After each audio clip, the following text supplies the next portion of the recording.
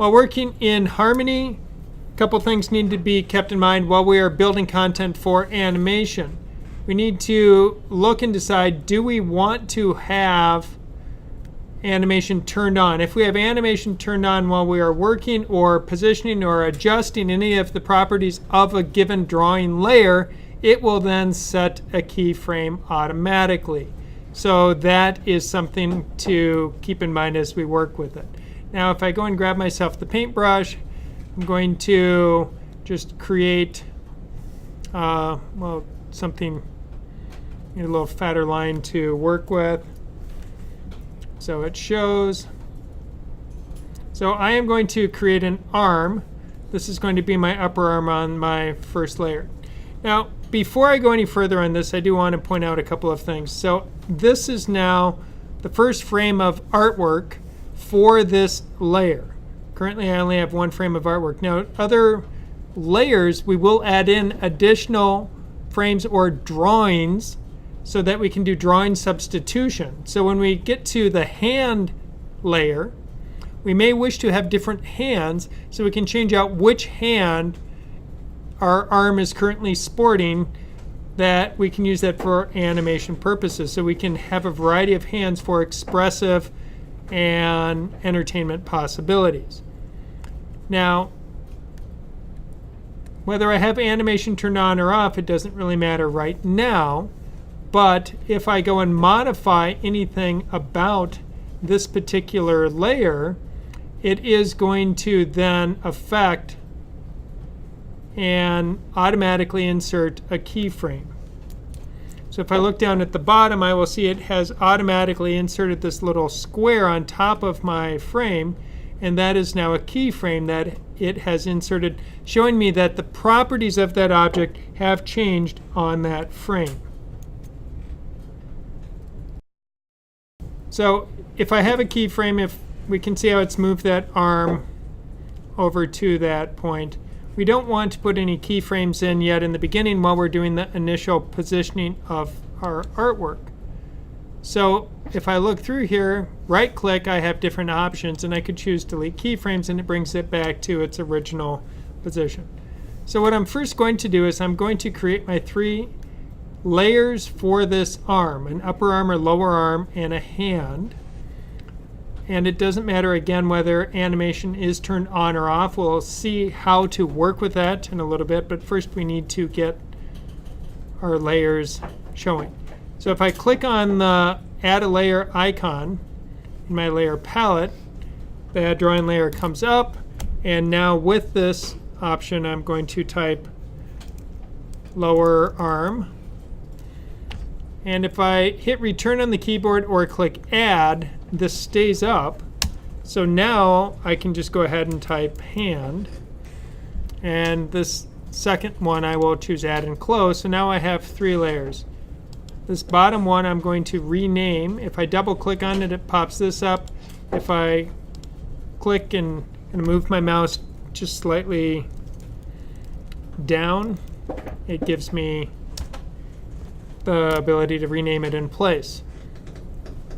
How you name your layers will depend on 2 things. 1, personal preference. 2, what studio or company you're working for, because some organizations have specific naming criteria that they use for all of their layers, and it's mandatory that every artist follow that naming convention so that all of the animators can work efficiently with each other's assets. So if you are in a studio environment, multiple people working on projects, they may have styles and conventions you have to follow for naming. If you're doing it on your own, you'll figure out what works best for you. Typically, while we are working, we're going to be developing a system of not left and right, but we'll have a front arm, a back arm, a front leg, and a back leg, and then we will have different body parts corresponding to hips and torso and necks and heads and eyes, nose, mouth, etc.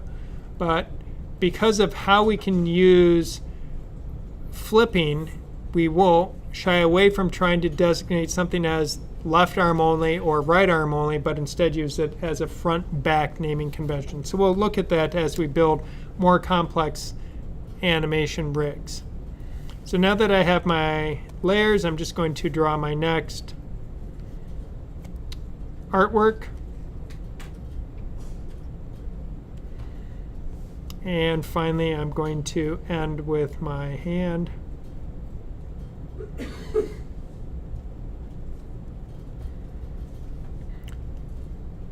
As we look at artwork and how the artwork is configured, we can fill it with color, and we can then also look at how we wish to join these different layers. Now currently I had Lightbox turned off. If I turn it back on, we can see where it gives a visual isolation of the current active layer. Now I can cycle through my layers on the keyboard. If you are a keyboard user, H and J will move you up and down through the layer stack. So if you wish to move up and down without having to click, and as your projects become more complex and you have 20, 30, 50 layers for a given character, you may find using the keyboard to move through easier than trying to change and reveal layers, because you will have parenting going on with the layers, and having to open and close all of that may become cumbersome, and it's easier just to click up and down the layer stack. So again, H brings up and J brings down in the stack, and when it gets to the bottom it goes back to the top. So now I can work my way through. So if I look at this upper arm and see how it's constructed, we'll see it's a full enclosed shape, and that's useful when I am trying to fill something with a color.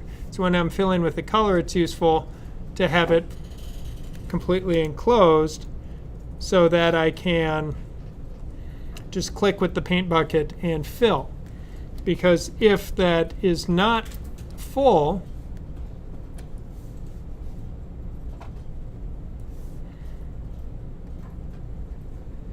so if I have it hollow,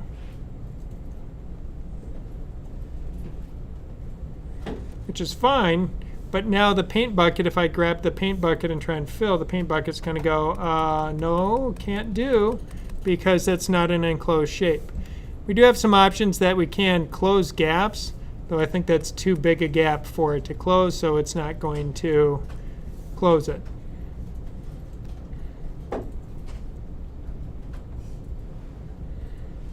It is possible that we can draw unpainted strokes. This is something that some of you may like, so that if you've drawn just the outlines of the edges, we can draw an unpainted stroke. Like this, and it's going to tell me you've added a stroke, but it won't be visible unless you activate Show Strokes. Okay. And now, if I go back and grab the paint bucket, you can see that I can fill that shape using that as a stroke. So it's kind of a cool feature built into it that I can now color that. And the reason I'm thinking about doing some of this is now if I construct my artwork so that there is, which gets rid of the stroke before I do any filling. So if I construct my artwork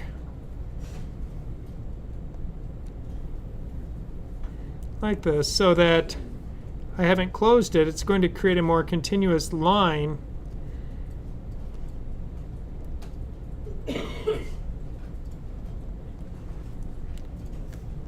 All right, I'll say quit showing me that. I don't like that last one. And again, if I go under View, or under Drawing, somewhere. So under View, choose Show Strokes. You can see it's now showing me that stroke on screen. Unfortunately, the stroke color of blue with my blue artwork is not the best color combination. But if I zoom in, I can see that those strokes are there to work with. Now if I switch back to the paint bucket and fill, it now fills that shape, giving me those edges to work with. The nice part about doing this is if I were to modify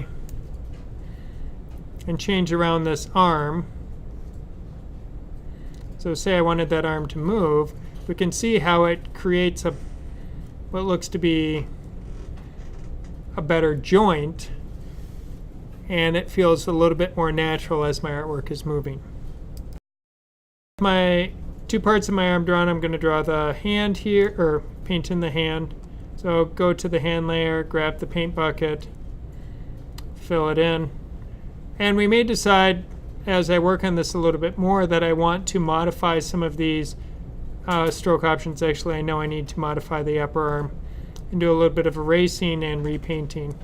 So something to keep in mind when you are working with the paintbrush, every time I do a mark, so if I do a mark, do a mark, do a mark, each one of those marks is an individual shape that I can select and delete. But there will be times where you want all of those shapes to just be one object. And if I select all of those, while they're selected, we have an option to flatten them. So in my tool properties with the select tool, I can choose flatten and it merges them into one shape. But if I use the paintbrush and look in the paintbrush options, further down, we'll see there's an option to automatically flatten as I paint. So now as I paint, this shape, every one of these strokes is automatically being flattened down. So if you are one of those people that likes to paint by doing a lot of kind of sketchy marks and you want all your marks to eventually become one and come together, you may wish to turn on flatten. Otherwise, when you're trying to do things, you'll find that your artwork is just a bunch of disconjointed, messed up things. So you will want to pay attention to that while you are working.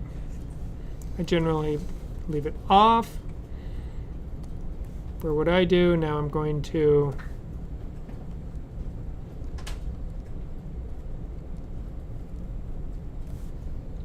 now there's another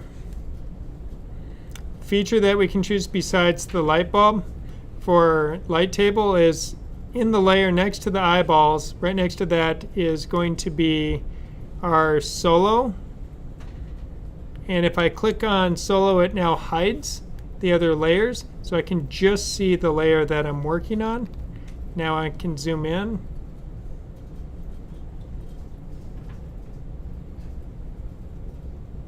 And I'm going to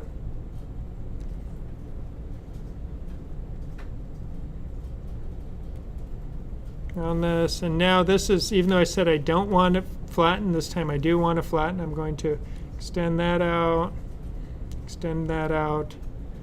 and then use the stroke tool. Oh, that was a bad stroke. Let's try again. Draw a stroke, grab the paint bucket, and fill my color. Now if I select these two objects here, I can flatten them so they have now become one. Get rid of under show. I don't want to see strokes anymore, so now it's clean. Turn off solo. So now I can see I have 3 layers, an upper arm, a lower arm, and a hand. The next 2 operations that we're working with, one, we're going to create a parent-child relationship between these different layers. So the hand is going to be connected to the lower arm is going to be connected to the upper arm. So if I move the upper arm, the other 2 parts go with it. If I move the lower arm, the hand goes with it. So I want that connection. That simplifies my animation problems. But to do so, I also need to set the pivot points for each of those layers so that they behave accordingly for rotation and transformation purposes. So we kind of have 2 options. One, I can set my pivot points and then I can set up the parent-child relationship, or I can set up the parent-child relationship and then do the pivot points. I have found that it generally works best to set the pivot points for all your layers before you start building parent-child relationships. So now the question becomes, how do I set the pivot point? If I click on the transform tool and look at the hand, I will see that the pivot point defaults to the middle of my screen. So if I rotate this hand, we'll see it's rotating from that center point on the screen. That's a problem. It's not where I want it to rotate from. I want it to move from the wrist. So I need to change that pivot point. Now I can move this pivot point over to here, and that's set. Now I can move over to the lower arm and then go back to the hand, and oh crap, it's not set. But I just set it, but it's not set. And this is because if I use the transform tool, it does not permanently reset the pivot point for this layer. To permanently reset the pivot point for the layer, I need to use an advanced animation tool. And we get to that by adding the advanced animation toolbar to one of our windows. Normally, I will add it to my camera view up here. So if I look up in this window, I will see that if I right-click, I have other toolbars I can add. The one I want to add is advanced animation. So if your screen allows it, you can add advanced animation down on your timeline. My timeline area is not big enough to allow for advanced animation because I have a puny monitor. If I'm on a laptop, I have a puny monitor. If I'm on a gargantuan desktop screen or a multi-display setup, I can add it to my timeline, and that's cool. So I usually have mine located somewhere up here on my camera view. So again, I got to it by right-clicking and choosing Advanced Animation. That added the toolbar to my camera window.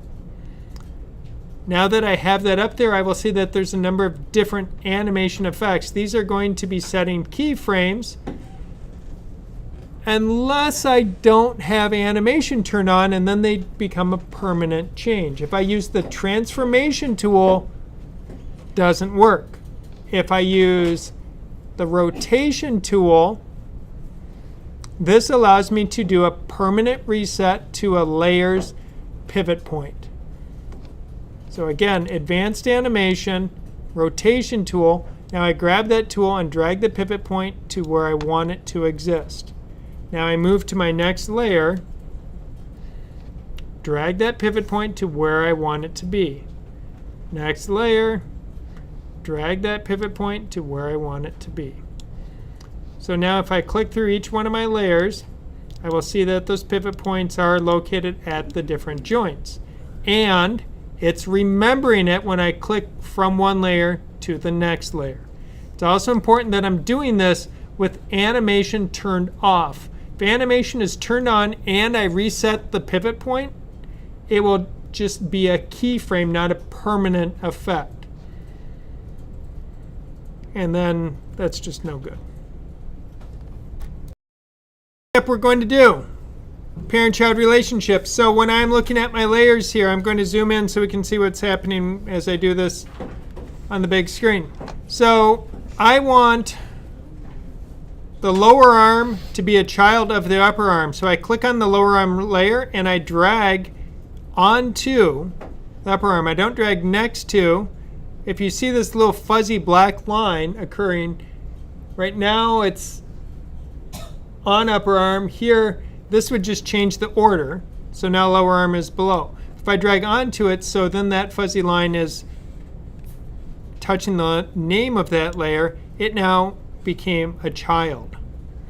And then hand will be a child of lower arm. So now you can see it goes upper arm, lower arm, hand, parent-child relationship occurring. If I zoom back out, we will see that the artwork reflects that. So now I have better looking joints. They're still kind of ugly, but I have joints that aren't completely demarked by lines occurring in my artwork. So if I look at upper arm, there is upper arm, and it's ready to go. So now at this point, we are ready to start animating. So now that the layers are stacked on top of each other and everything is connected to the upper arm, what we're able to do is we're able to collapse that layer to its topmost one. So we just see upper arm. We don't need to see these other layers right now. I'm going to collapse it so we only see one thing on the timeline. This is where it's going to get really fun. This is where we get to do some animation as part of this to create some different effects. Now I want to turn on animate. So I'm going to click the animate button and it turns it on. The next thing I'm going to do is click on my first frame, and I'm going to hit F6 on my keyboard. And if I hit F6 and I see a keyframe appear, I know my computer is configured correctly. If I press F6 and nothing happens, then what we need to do is to modify our system preferences keyboard and make sure it is selected to use F keys as standard function keys. Apple, in their infinite wisdom, set up a lot of the F keys to be play, pause, volume quiet, mute, louder, and other annoying things instead of having a separate batch of media keys from the function keys. Thanks, Apple. But if we go into our system preferences, we can set use our F keys as standard function keys so that F6 will always behave as F6. So then we hit that function key at the top of the keyboard and we get a keyframe showing up. Now if I want to animate this longer so that something can happen, I need to extend out the exposure of my artwork. Currently, this shows up for one frame. I go to frame 2, 20, 60, nothing's there.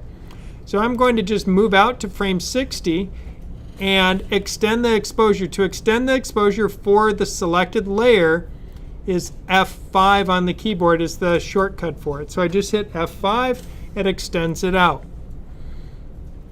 That's dope.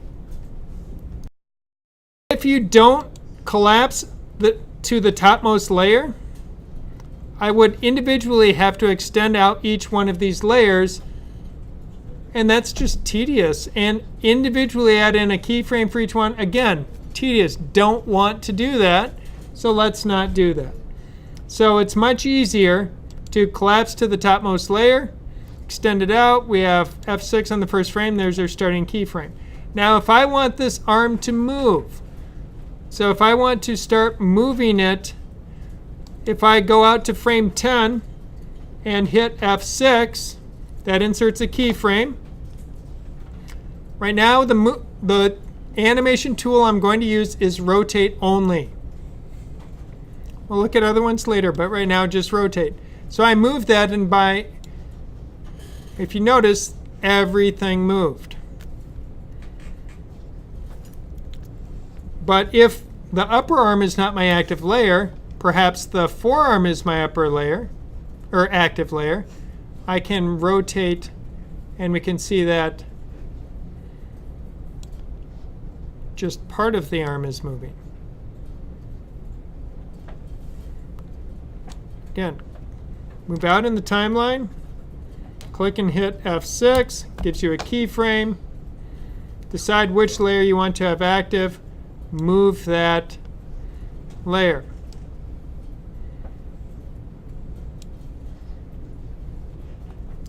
This is a good time to remember H and J for cycling through your layers so that you remember to position things and select your appropriate layer.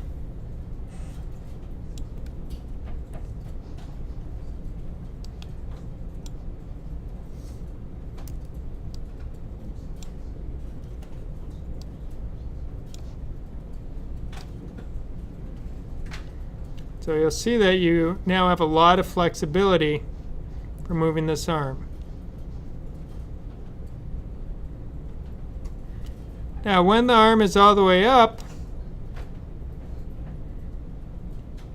we may want to switch the hand to a new drawing. But before we do that, we're going to talk about what these keyframes mean right here. These keyframes across the timeline are motion frames, so we're doing motion keyframes. We also have an option for doing stop motion keyframes. So if we notice a motion keyframe, it allows the artwork to, the computer is figuring out in between movements, which saves us the hassle of redrawing our artwork on every frame. But if we want to go from one to the next, so if we just want to do a jump, so we hold, and jump to that new position. If I select a keyframe, we will see in the timeline we have an option for motion keyframe and stop motion keyframe. When I changed the keyframe to a stop motion keyframe, in my timeline the black line disappeared. But not only did it disappear, if I watch my timeline, it hold, and then it jumps.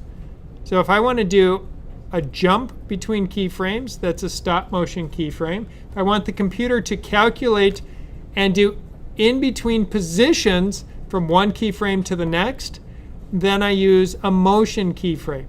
And I can just as easily turn it back by just selecting the keyframe and choosing the appropriate setting.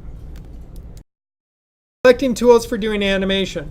You can choose the individual animation tools like what we used with the rotate tool for positioning the pivot points. Doing so is generally going to be your best bet. If you want to set the pivot points, you have to use the rotate tool. For the rest of your animation, when you're actually doing animation, some people will prefer to use the transform tool, which effectively is giving you access to all of the animation tools. But I find it easier to separate out rotation movements versus scale and position change movements, because it makes it easier to only do the thing you're trying to do. Because now if I'm wanting to rotate, I have to go up to the corner to go find that corner, and it's still using that same pivot point, but I have to float at the corner, wait for rotate to show up, and that's not what I want. But it does give me immediate access if I want to do any kind of squash and stretch to the artwork as I'm working with it. I have access to everything versus I'm in rotate here, and then if I want to scale it, then I can do that, or I can transform it, so I have access to it. So you use what works best for what you're trying to do. That the arm is moving, we have different motions, other things going on. It's time to do a little drawing substitution. So while I am looking at my artwork here, I want to go into the hand layer. So I'm going to open up my timeline. I'll see that I have the keyframing occurring for all of my different frames. Now, something that is nice to know about Harmony that doesn't work in some other animation programs quite the same is you can grab any one of those keyframes and you can move them around as you see fit. So you can adjust appropriately to get different results as you go. Now, what I want to do is go into my hand layer here. On the hand, I want to add in a whole new drawing. So if I go into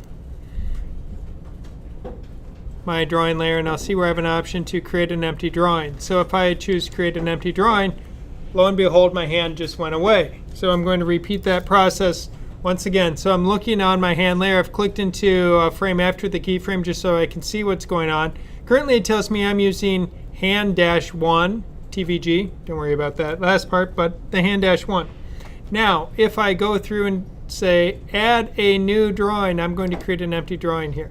Now on this empty drawing, I'll notice that it now, if I put my cursor over it, will tell me that this is hand 2. If I go in the library, I can see that there's hand 1 and hand 2. Now for hand 2, I am going to create a new hand artwork. So I am going to draw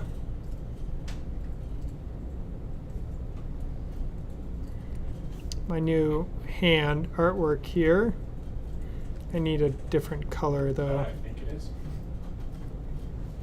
I don't know what you think it may be. I was thinking something completely different. Something about fencing. Oh. No.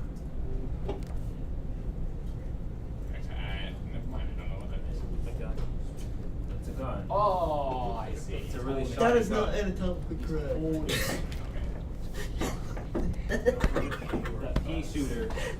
Yes, it's the pea shooter. Looks like Oh, something boy. from Buzz Lightyear. Don't insult Buzz Lightyear like that. Yeah, it looks like All right, so he's now switched. He's my gunslinger. He just switched to a new gun that just showed up out of nowhere. And what I could do is I could add the laser explosion bullet projectile layer if I wanted to the gun, or I could add a separate layer and make that one start at this point, and then that is parented to the hand, so that the hand layer is now in control of that. So that would be another option that we could explore if I wanted this gun to actually fire, because we can cycle through. Currently we just have the 2 frames of artwork, but if I go back here, I can even go back to this frame right here, and I can now change which artwork is being exposed. And we can do that a couple of different ways. I can do it by looking in the library under Drawing Substitution and just cycle through to the other hand. There it is. Boom.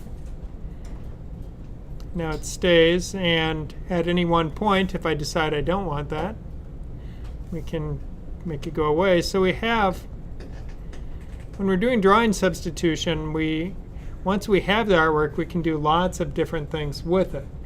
So we have lots of flexibility built into how we work with this to create our results. So now that I'm here, if this gun is going to fire, I'm not going to show any projectile yet, but I'm going to have the arm come up and wait for a few frames. And now at this point, as it's going to fire, I'm going to insert a new keyframe. And on this keyframe, I'm going to work my way down to the hand layer. And with this, back to my rotate tool. Actually, oh no, I don't want to rotate it just there yet. This keyframe, so at this point, let's see, where did I change it? Right here. Insert a keyframe, because I want this to be a stop motion keyframe, because I want it to hold. And now from this frame out to here, insert another keyframe, and then this is where we can rotate. The hand is going to rotate up, and then as the hand rotates up, add in another keyframe, and now start bending the arm up here. About another 2 frames, another keyframe, and this time rotate the whole arm up. So we can see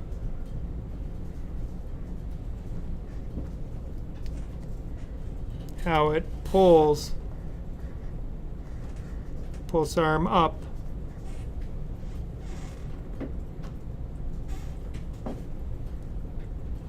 And if I want, I can then recover the arm.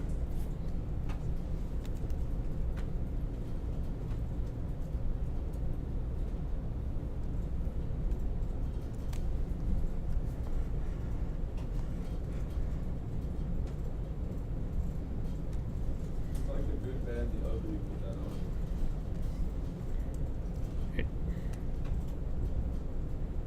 on. And we'll let it drop. And now that I have those frames, you can see how we're able to create